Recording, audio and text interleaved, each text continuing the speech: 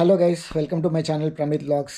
First time అనుకుంటా video ఫుల్గా నేను కెమెరా ముందుకు వచ్చి అప్లోడ్ చేస్తున్నాను. ఏమైనా తప్పులుంటే క్షమించేసేయండి.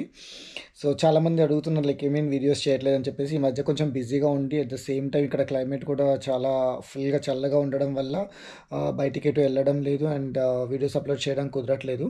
సో ఇప్పటి నుంచి అయితే రెగ్యులర్గా అప్లోడ్ చేయడానికి మ్యాక్సిమం ట్రై చేస్తాం. సో అంటే మీకు ఆల్రెడీ థంబ్నెయిల్ చూసి అర్థమైపోయి ఉంటుంది. అంటే హెచ్1బి రిలేటెడ్గా, ఎక్స్టెన్షన్ రిలేటెడ్గా మాట్లాడదామని చెప్పేసినట్టుగా వీడియో చేస్తున్నాను. అంటే ఈ మధ్యకాలంలో ఫ్రెండ్స్లో కానీ, తెలిసిన వాళ్ళు కానీ, లేకపోతే కొలీగ్స్లో కానీ హెచ్1బి రిలేటెడ్గా చాలా డౌట్స్ అడుగుతున్నారు. సో వై నాట్ వీడియోస్ చేస్తే కొంచెం వాళ్ళకు కూడా హెల్ప్ అవుతుంది, యూజ్ అవుతుంది అని చెప్పేసి అన్నట్టుగా అనుకున్నాను.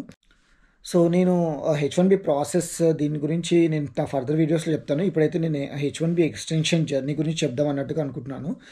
ఎందుకంటే నా హెచ్1బి ఎక్స్టెన్షన్ అనేది రీసెంట్గా ఫైల్ చేస్తున్నారు. చాలామంది హెచ్1బి ఎక్స్టెన్షన్ అనగానే అదేముంది, వచ్చేస్తుంది, ఈజీగానే వచ్చేస్తుంది, అది ఒక పెద్ద విషయం కాదు అన్నట్టుగా అనుకుంటారు. సో ఆ మిత్ పోగొట్టడానికి మెయిన్గా నేను ఈ వీడియో చేస్తున్నాను. కంప్లీట్గా ఈ వీడియో చూడండి, మీకు అర్థమవుతూ ఉంటుంది. హెచ్1బి ఎక్స్టెన్షన్ అనేది కూడా okay, it's not that easy అని చెప్పేసినట్టు కూడా మనం అనుకోవచ్చు. అంటే అందరికీ సేమ్ ఉంటుందని నేను అన్నాను, నా జర్నీ చెప్తున్నాను సో దట్ మీకు అర్థమవుతుంది. సో అందరినీ ఈజీగా జడ్జ్ చేయకపోవడం అనేది ఉంటుంది కదా. ఐ మీన్ హెచ్1బి ఎక్స్టెన్షన్ అనే కాదు, ఈవెన్ మనకి హెచ్1బి పిక్ అయిపోయినా కూడా, కంపెనీ త్రూ పిక్ అయినా లేకపోతే దేని త్రూ పిక్ అయిపోయినా చాలామంది ఈజీగా జడ్జ్ చేసేస్తారు. ఇంకేముందు హెచ్1బి వచ్చేసింది, పిక్ అయిపోయింది, వెళ్ళిపోతావు ఇంకా, అలా ఇలా అని చాలా జడ్జ్ చేస్తుంటారు. సో ఈ మిత్స్ అని పోగొట్టడానికి నేను ఈ వీడియోస్ అని చేయాలనుకున్నాను. నేను చూసిన జర్నీస్ షేర్ చేసుకుందాం అన్నట్టుగా అనుకుంటున్నాను. అఫ్కోర్స్ నేనేం దీంట్లో నెగిటివ్ చెప్పట్లేదు, but most of the cases ఇలా ఉంటాయి. అందరి కేసెస్ చెప్పట్లేదు. చాలామంది, కొంతమందికి స్మూత్గా జరిగిపోవచ్చు, కొంతమందికి హార్డ్గా జరగచ్చు, కొంతమందికి నార్మల్గా అవుతూ ఉండొచ్చు. సో అందుకోసమని ఈ వీడియోస్ అప్లోడ్ చేయాలని అనుకుంటున్నాను. దట్ మీకు ఒక అండర్స్టాండింగ్ అనేది వస్తుంది. నా హెచ్1బి ఎక్స్టెన్షన్ జర్నీ ఎలా జరిగిందని అంటే, ఫస్ట్ 2016లో స్టార్ట్ అయింది.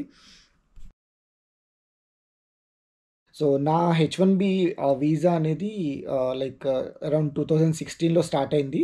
నాకు 2016 హెచ్1బి లాటరీ అనేది పికప్ అయింది. అది through big MNC company.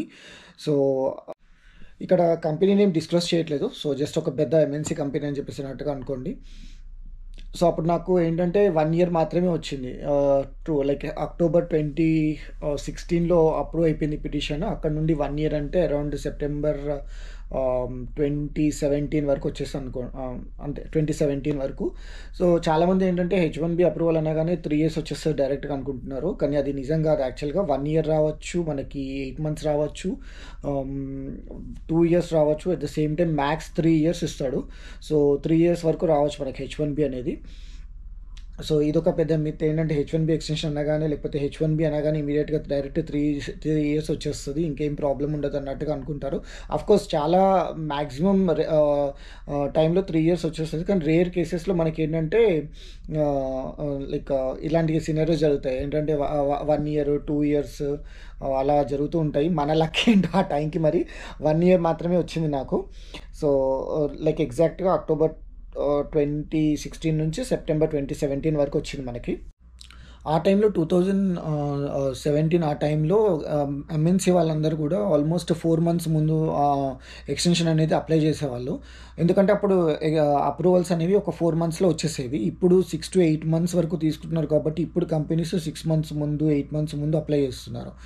So ఆ టైంకి నాకేంటంటే, నేను చెప్పాను కదా సెప్టెంబర్ 2017కి అయిపోతుంది. సో ఆల్మోస్ట్ వాళ్ళు నాకు జూన్ జూలై ఆ టైంకి ఎక్స్టెన్షన్ అనేది స్టార్ట్ చేశారు. సో వాళ్ళు స్టార్ట్ చేసి వాళ్ళు అప్లై చేయడం వచ్చేసరికి ఆగస్ట్ ఫస్ట్ వీక్లో ఆర్ ఆగస్ట్ సెకండ్ వీక్లో అలా అప్లై చేసేసారు ఎక్స్టెన్షన్.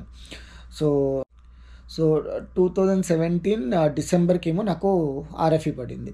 ఆర్ఎఫ్ఈ అంటే మీకు చాలామందికి తెలిసి ఉంటుంది, తెలియకపోతే కనుక చెప్తాను. రిక్వెస్ట్ ఫర్ ఎవిడెన్స్ అని, అంటే మనం సబ్మిట్ చేసిన డాక్యుమెంట్స్లో కానీ, లేకపోతే మనం అప్లై చేసిన హెచ్1బి ఎక్స్టెన్షన్ రిలేటెడ్గా కానీ ఏదైనా ఒక డాక్యుమెంట్ వాళ్ళకి లేదు, ఇది ఇంకా కరెక్ట్, ఇంకా ప్రాపర్ వేలో అప్లోడ్ చేయండి, లేకపోతే ఇది ఇంకొంచెం వేరే అడిషనల్ డాక్యుమెంట్ కావాలి అనుకున్నప్పుడు ఆర్ఎఫ్ఈ పడుతుంది డెఫినెట్గా. సో అది అప్పుడు 2017లో ఆర్ఎఫ్ఈ పడింది డిసెంబర్కి. జనవరి 2018కి నా ఆర్ఎఫ్ఈ అనేది రిప్లై ఇచ్చారు. సో ఆర్ఎఫ్ఈ రిప్లై ఇచ్చిన తర్వాత మనకి ఇంకా ఏప్రిల్ ఎండ్కి అయిపోతుంది అనగా ఇంకా అప్పటి వరకు కూడా నాకు ఇంకా డెసిషన్ రాలేదు. సో డెసిషన్ రాకపోవడం వల్ల నేను చేసిన ఆ టైంలో నాకు ఆ టైంకి మిస్టేక్ అనిపించింది. ఇది అందరి కేసులో జరుగుతుందని నేను అనుకోవట్లేదు. సో నేనేం చేశానంటే ఆ టైంకి ప్రీమియం చేపించేసుకుందాం ఇంకా, సో దట్ ఏదో ఒక డెసిషన్ తెలిసిపోతుంది అన్నట్టుగా అనుకున్నాను. సో ఇక్కడ ప్రీమియం అనేది ఏంటంటే మనకి ఇంకా టైం పీరియడ్ ఉంది అని అనుకుంటే కనుక వెయిట్ చేయండి, వెయిట్ చేసి రెగ్యులర్గానే అవ్వనివ్వండి. ఎందుకంటే ప్రీమియంలో ఏమవుతుందంటే వెంటనే మనకి అప్రూవ్డా లేదా రిజెక్షనా అనేది మాత్రమే చెప్పేస్తారు. But whereas coming to regular one వచ్చేసేసి వాళ్ళు మనకి మళ్ళీ ఆర్ఎఫ్ఈ పడే ఛాన్సెస్ ఉంటాయి. దాని తర్వాత అప్రూవల్ వచ్చే ఛాన్సెస్ ఎక్కువ ఉంటాయి. సో ఆ టైంకి అదంతా నాకు అప్పుడు నాలెడ్జ్ లేదు, తర్వాత నాలెడ్జ్ వచ్చింది. బట్ నేనేమనుకున్నాను అంటే ఈజీ గో త్రూ వెళ్ళిపోయాను. ఓకే, అప్రూవల్ అయిపోతుంది ఏమోలే, కంపెనీ త్రూ చేస్తున్నాం కదా అన్నట్టుగా అనుకున్నాను. సో మొత్తానికైతే అట్లా ప్రీమియం ప్రాసెసింగ్ చేయించేసుకున్నాను. సో అక్కడ రిజెక్షన్ అయిపోయింది. రీజన్స్ వచ్చేసేసి నేనే అనుకునే ఒక 5 రీజన్స్ ఇక్కడ మెయిన్గా. ఒకటి, నాకు 3 ఇయర్స్ డిగ్రీ మాత్రమే ఉంది, 4 ఇయర్స్ డిగ్రీ లేదు. సో బీఎస్సీ కంప్యూటర్స్ నాది. సో అదొకటి అనుకున్నాను. రెండోది వచ్చేసేసి శాలరీ. ఆ పీరియడ్ ఆఫ్ టైంలో ఎల్సీఏలో ఓన్లీ 60K శాలరీ మాత్రమే చూపించేవాళ్ళు. అది యాక్చువల్గా లోవర్ వేజ్ లెవెల్ టైప్లో అన్నట్టుగా ఉంది ఎల్సీఏలో. నేను మీకు ఈసారి ఎల్సీఏ ఎక్స్ప్లెయిన్ చేసినప్పుడు చూపిస్తాను. సో అదొకటి ఎఫెక్ట్ ఖచ్చితంగా. శాలరీ అనేది కొంచెం ఇప్పుడు శాలరీస్ అనేవి పెంచారు యాక్చువల్గా. సో బట్ అప్పుడు శాలరీస్ వచ్చేసేసి ఓన్లీ 60K వరకు మాత్రమే ఉండడం వల్ల అదొక రీజన్. మూడోది రోల్స్ అండ్ రెస్పాన్సిబిలిటీస్. ప్రతి కంపెనీలో కూడా మన H1B ఎక్స్టెన్షన్ చేసినప్పుడు, H1B లేకపోతే పిటిషన్ పెట్టినప్పుడు రోల్స్ అండ్ రెస్పాన్సిబిలిటీ అనేది మస్ట్. సో ఆ రోల్స్ అండ్ రెస్పాన్సిబిలిటీస్ సరిగ్గా పెట్టకపోవడం వల్ల కూడా రిజెక్షన్ అయ్యే ఛాన్సెస్ ఉంటాయి. అది నాకు తర్వాత తెలిసింది. నాలుగోది వచ్చేసేసి నేను ఆ టైంకి వర్క్ చేసే కంపెనీ రెప్యుటేషన్ వచ్చేసేసి H1B రిలేటెడ్గా మిస్యూజ్ చేస్తున్నారని ఒక న్యూస్ స్ప్రెడ్ అయింది. దానివల్ల కూడా ఛాన్సెస్ ఉన్నాయి యాక్చువల్గా. అండ్ ఫిఫ్త్ వన్ ఆబ్వియస్గా ట్రంప్ మామ ఎఫెక్ట్. నేను అనుకున్నా అంటే ఆ టైంకి H1B పైన ట్రంప్ రిలేటెడ్గా అంత పాజిటివిటీ లేదు, అంటే కొంచెం నెగిటివిటీగానే ఉండింది.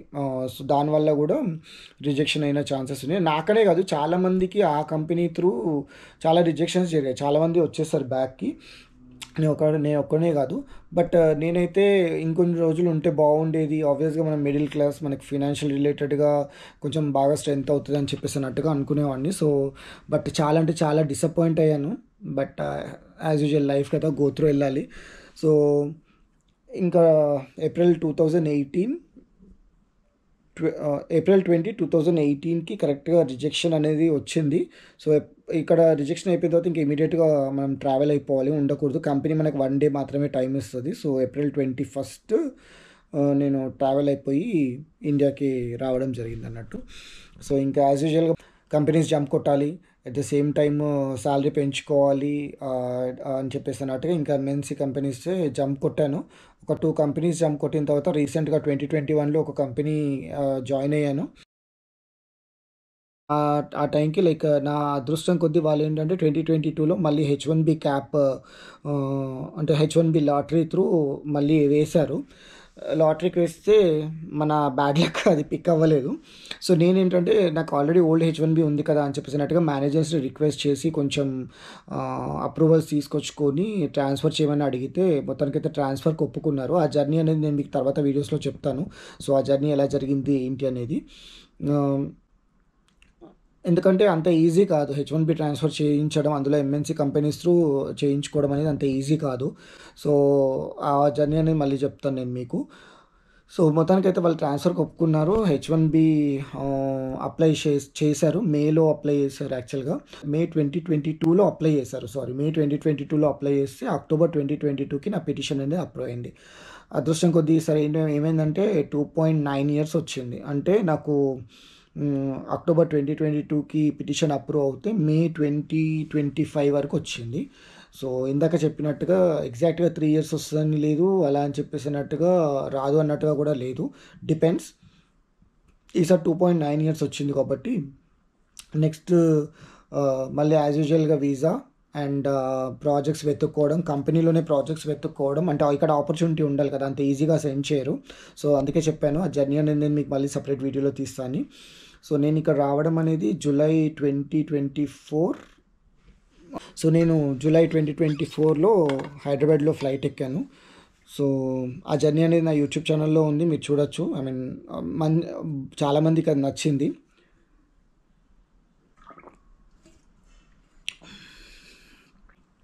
సో ఈ 2 ఇయర్స్ ఏం చేసావురా అని అంటే, అదే ఆ జర్నీ నేను మీకు ఫర్దర్ వీడియోస్లో చెప్తాను. కంపెనీ త్రూ రావడం కూడా అంత ఈజీ కాదు, బట్ అదే చెప్పాను కదా. సో చాలామందికి చాలా అది అనిపిస్తుంది, జడ్జ్ చేసేస్తారు ఈజీగా, లైక్ ఓకే కంపెనీ త్రూ వచ్చేసింది ఇంకేంటి వెళ్ళిపోతాడు అని చెప్పేసి అన్నట్టుగా. But that's not an easy thing. July 2024లో నేను యూఎస్లో అడుగుపెట్టాను. మన లెగ్ మహిమ ఏంటో మనకు తెలియదు, కానీ ఈసారి కూడా మళ్ళీ ట్రంప్ అమ్మ ఎఫెక్ట్ అయ్యాడు మనకి. బట్ ఏంటంటే 1 ఇయర్ వరకు ఉంది ఇంకా. సో